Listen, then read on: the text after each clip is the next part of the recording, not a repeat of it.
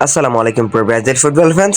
দর্শক, জাতীয় দলের ফুটবল খেলার খবর দিতে দিতে কিন্তু ক্লাব ফুটবলের খবরটা একেবারেই দেওয়া বন্ধ হয়ে গিয়েছে। তাই তো সাবিনোকে নিয়ে একটা নতুন আপডেট এসেছে। ব্রাজিলিয়ান এই 20 বছর তরুণ ফুটবলার, আপনারা সকলে জানেন তিনি কিন্তু একজন ম্যানচেস্টার সিটির ফুটবলার এবং তিনি কিন্তু গত সিজনে লা লিগায় খেলেছিলেন জিরোনা এফসির হয়ে এবং সেখানে কিন্তু তিনি 1 বছরের জন্য লোনে ছিলেন এবং সেখানে তার ঝলক দেখাতে শুরু করেন প্রতিনিয়ত। এরপরে তিনি শুরুর একাদশে জায়গা করে নেয়, তারপরে দুর্দান্ত পারফরমেন্স করে কিন্তু ব্রাজিল জাতীয় দলেও তিনি জায়গাটা করে নিয়েছেন এবং লা লিগার বেস্ট প্লেয়ার হিসেবেও কিন্তু জায়গা করে নিয়েছেন। এই মৌসুমে তার এভারেজ রেটিং ছিল 7.28। মূলত সাবিনার দুর্দান্ত প্রতিভাবান স্কিল আছে, তার স্পিড আছে, তার সে বল নিয়ে মুহূর্তে ডি বক্সের ভিতরে ঢুকে যেতে পারে, প্রতিপক্ষের কাছ থেকে গোল কিংবা পেনাল্টি আদায় করে নিতে পারে। মূলত গোল স্কোরের তথ্য অনুযায়ী তিনি লিওনেল মেসি এবং নেইমার জুনিয়রের পর প্রথম কোনো খেলোয়াড় হিসেবে লা লিগায় এক মৌসুমে 100+ ড্রিবলিং করতে পেরেছেন, যেটি কিনা অনেক বড় একটা ব্যাপার। আর এই সমস্ত কিছু দেখে